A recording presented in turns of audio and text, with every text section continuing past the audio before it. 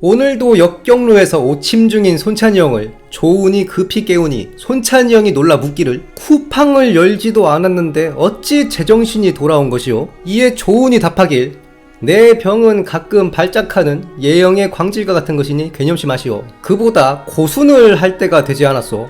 후원을 받고도 입을 닫고 있는 그 이유가 무엇이오?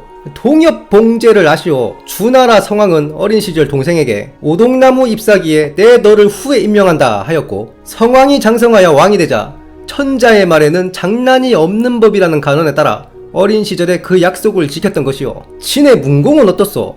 소국인 원을 정벌할 때 신의를 잃으면서까지 원을 얻을 수 없다며 군사를 물리지 않았소. 그렇기에 진문공은 지금도 회자되는 아름다운 명군으로 남을 수 있었던 것이오.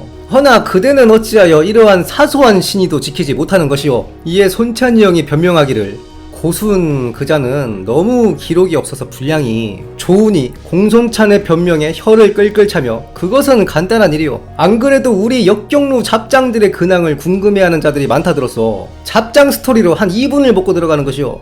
이에 손찬이 형이 불화를 탁 치며 그거 정말 상책이오. 그렇다면 어떤 스토리가 좋겠어? 이에 조은의 광질이 다시 도져 멍멍 짖을 뿐이라 손찬이 형은 그럼 그렇지 한탄을 하며 터덜터덜 컨텐츠를 만들러 역경루의 골방으로 짱박히러 가더라. 오늘 손찬이 형은 고순에 대해 탐구해봅니다. 시청자 요청이 많았는데 늦어진 점 양해 부탁드립니다. 근데 그 고순의 자는 붙어 막혀요. 그 자가 전해지지 않습니다. 그래서 혹시 놓친 기록이 있나 해서 찾아봤는데 태평어람에서 고순자 효보, 근데 내용이 이상한 거죠. 아무리 봐도 우리가 아는 그 고순이 아니에요. 이게 알고 보니까 그 태평어람이 송대의 기록이거든요. 홍효종의 휘가 신입니다. 그 조신이죠. 이 신을 순으로 피해한 거예요. 그게 하필 고순의 이름이랑 같은 자로 피해한 겁니다. 그러니까 태평어람의 고순은 고신이고 그 원소의 친척이자 부하인 고간 있죠. 그 고간의 증조부입니다. 즉 그 고순이 아닌 것이고 그 고순의 자는 모른다. 피해도 사실 잘 모르겠어요. 그 태평어람 자체가 태종 때 나온 거라 효종 훨씬 전에 만들어진, 어찌 보면 관찬서이고 어찌 보면 어찬서인데 미래를 보는 것도 아니고 후대 황제의 피의를 하는 게 이상하죠. 다만 내용은 고신이 맞거든요. 그러니까 후대에 전사하는 과정에서 피의를 한 것이 아닌가 추측합니다. 자도 막히는데 출신지도 막혀요. 전해지지 않습니다. 다만 고순이 서주 출신이고 단양병을 이끌었다. 즉 그 함진영이 단양병이다 라는 설이 떠돌고 있습니다. 원 출처는 모르겠으나 아마 중국 그 바이두에 떠돌던 얘기가 아닐까 하는데, 그 바이두에는 기상천외한 얘기들이 많아요. 걸러야 될 허위 정보들이 대부분이긴 한데 그 장비에 친필이 발굴됐다더니 이것도 출처가 바이두입니다. 이건 입만명 편에서 제가 다룬 적 있고요. 다만 고순의 서주 출신이라는 건 좀 생각을 해봐야겠지만 함진영의 단양병설은 일리가 꽤 있습니다. 첫째, 고순이 서주 출신이다. 이건 근거가 고순이 광릉고씨다. 중국의 고씨를 보통 제문공의 아들 이름인 고에서 유래됐다 보거든요. 여기서 후대의 발해고씨, 요동고씨, 그리고 광릉고씨가 나왔다고 하는데 광릉고씨의 시조는 서고라고 되어 있어요. 서고가 누구냐면 바로 그 오나라 도독 그 여범의 단양태수 후임입니다. 다만 서고가 열전이 없고 오나라 지방진 그 건강실록에만 나오는 인물이긴 한데 고순의 활동 시대보다 후대죠. 그래서 고순이 광릉고씨라는 근거는 없습니다. 둘째, 다만 고순이 애초 도겸 소속의 장수였다는 건 그 근거가 꽤 있어요. 그 인재 컬렉터 조조가 고순을 그냥 죽여버립니다. 조조의 인재에 대한 집착이 어느 정도였냐면 뭐 관우의 예도 있지만 창의 같은 경우에는 조조한테만 대든 게 3번입니다. 처음 대들다 항복하고 2번이나 모반을 더 일으켜요. 마지막에 창의가 우금이랑 친해서 우금한테 항복을 하는데 우금은 공사운운하며 읍참창의해버리죠. 조조가 이걸 아쉬워합니다. 나한테 직접 항복했으면 살았을 것을. 이것도 그의 운명이다. 그런데 그런 조조가 고순을 알아보지 못하고 죽여버렸다? 고순이 애초 조조가 그토록 적대하던 도겸의 무리였다는 이유가 아니면 설명이 안 되는 부분입니다. 장료 같은 경우는 정원 때부터 여포랑은 한솥밥을 먹었고 나중에 오갈 데 없어지니까 여포를 따른 거죠. 이에 조조가 장료를 후대하면서 등용했지만 장료도 만약 도겸 무리였으면 짤 없었을 겁니다. 이건 조조의 적대나 감정 문제라기보다 이미 도겸 쪽 애들한테 서주에서 원한산 일 때문에 추후 신뢰의 문제, 즉 정치적인 문제예요. 도겸은 일찍이 단양 패거리들을 규합해서 서주, 광릉 합의 일대에서 깽판을 쳤죠. 이 단양 땅에 대해서는 몇 번 얘기를 했지만 당시 오나라 땅은 대부분이 밀림인데 곳곳에 사람들이 꽤 사는 거점 도시들이 있었습니다. 그중 하나가 단양이고 이 단양이 정예병 생산지인 이유가 따로 있어요. 당시 오나라 지역에는 산속에 숨어 지내는 자들이 많았다. 불황자들이나 황건적 폐잔병 그리고 산월, 산적들이 이 지역에 어울려 살면서 이들이 산속에서만 살지 않습니다. 그러니까 평시에는 산에서 내려와서 살다가 관군 토벌 때가 오면 산속으로 다시 기어 들어가고, 이 부분은 제갈각의 단양 토벌 과정을 보면 알 수 있어요. 즉 인생 자체가 관군 및 지방 호족들이랑 맨날 치고받고 싸워서 살아남아야 하는 인생이에요. 여기다 인구도 꽤 되는 거죠. 손유가 단양에서 1만 사병을 규합해서 장군에 오르고, 제갈각의 발언에 따르면 단양을 토벌하면 4만 정예병을 차출할 수 있다. 실제로 제갈각은 단양을 토벌해서 1만을 자신의 사병으로, 나머지는 다른 호족들 나눠주죠. 그 전시대 바로 도겸이 여기서 단양병들 규합해서 서주의 패자가 된 겁니다.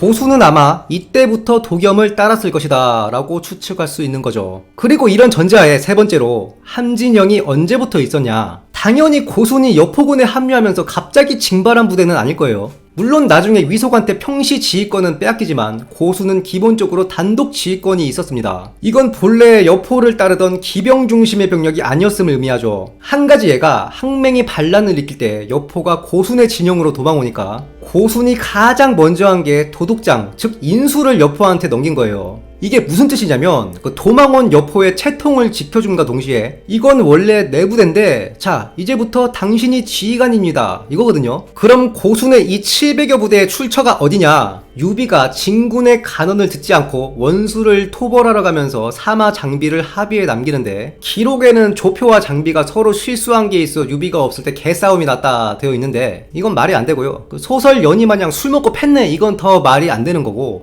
이 사건은 일개사마 장비가 합의상 조표의 관소를 기습하는 하극상이었습니다. 그래서 제가 장비편에서 이 사건을 유비 및 호족계와 유비를 따르지 않는 마음이 여포한테 가 있는 군벌 세력의 대립으로 보고, 유비가 장비를 남긴 이유도 조표를 감시하라는 지시가 분명 있었을 것이다 보지 않았습니까? 실제로 이때 원술이 여포한테 지원을 약속하면서 합의 빈집털이를 사주한 기록도 있고요. 이때 허탐이 장광을 여포한테 급히 보내서 단양병 1000명이 서백문에서 대기하고 있다, 빨리 와서 정리 좀 해주시라. 이에 여포가 빈집털이, 허탐이 성문을 여니 장비가 여포 및 단양병들한테 패주하고 유비의 처자식이 여포에게 사로잡혔다. 이때 여포한테 호응했던 단양병 1000명의 향후 행방이 묘연합니다. 유비 세력을 몰아내고 여포 세력을 입성시킨 전공이 있는 군벌 세력이니 축출되진 않았을 거고요. 이들을 고순이 지휘하게 되면서 당연히 전공이 있으니 지원도 빵빵했겠죠. 여포가 지원을 해줘서 좋은 갑옷들을 입히고 고순이 이들을 함진영으로 가꾸었다, 이렇게 추측이 가능합니다.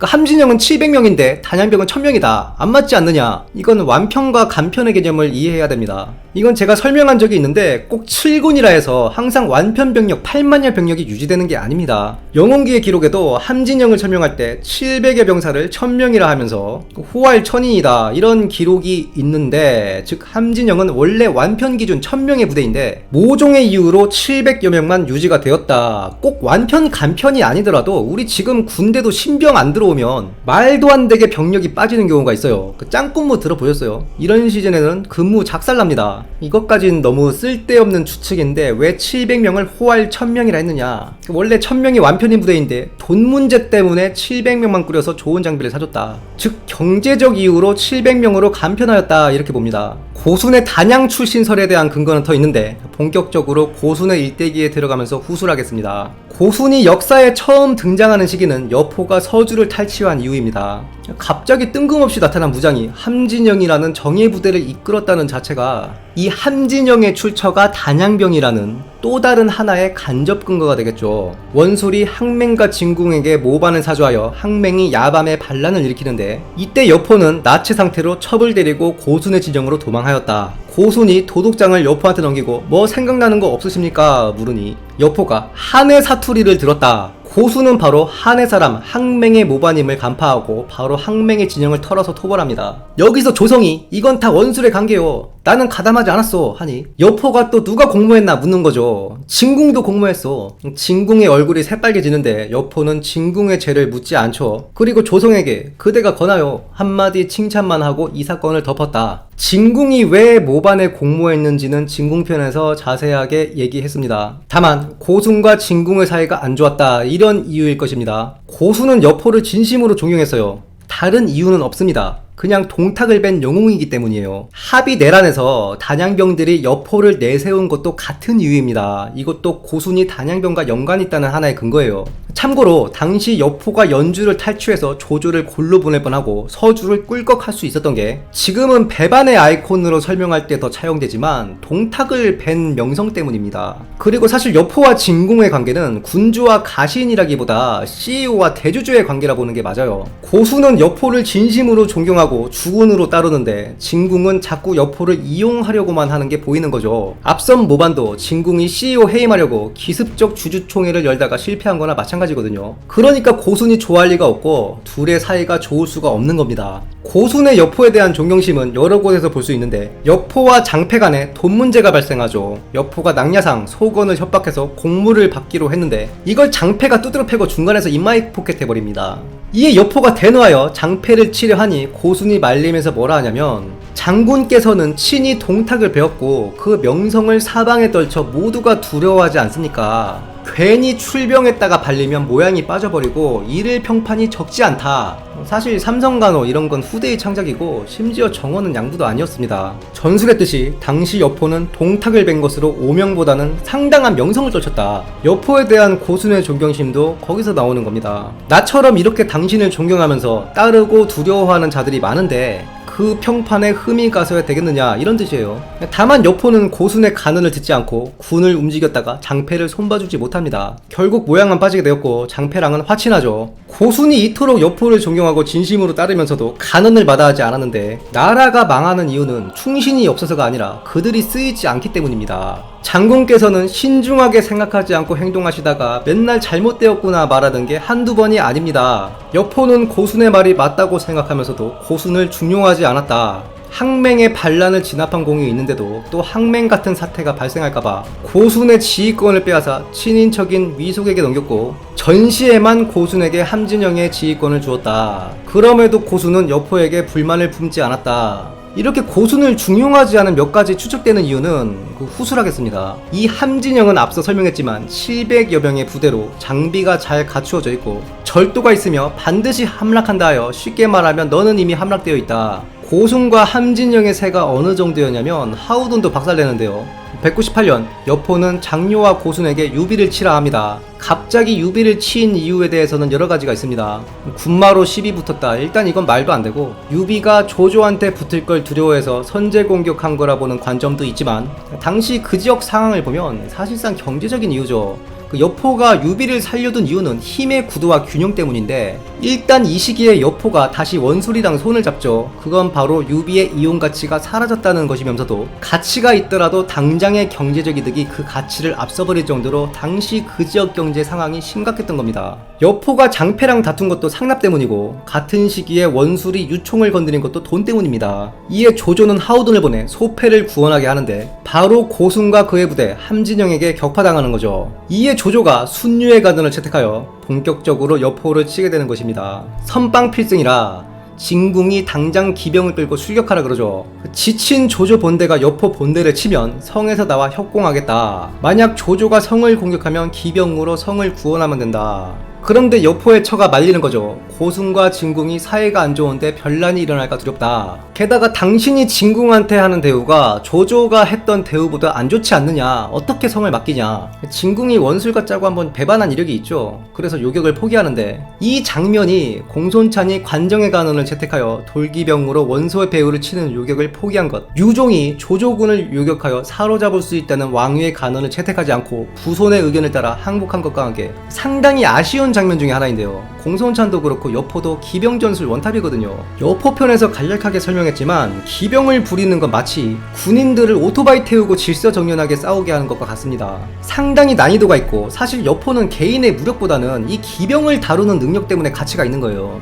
그래서 조조도 살려둘까 고민을 했던 거죠. 농성을 선택한 여포는 결국 수계를 맞아 괴멸하고 후성의 모반으로 사로잡힙니다. 고순도 이때 끌려 나오는데 조조는 여포나 진군과 달리 고민도 없이 처형하는데요.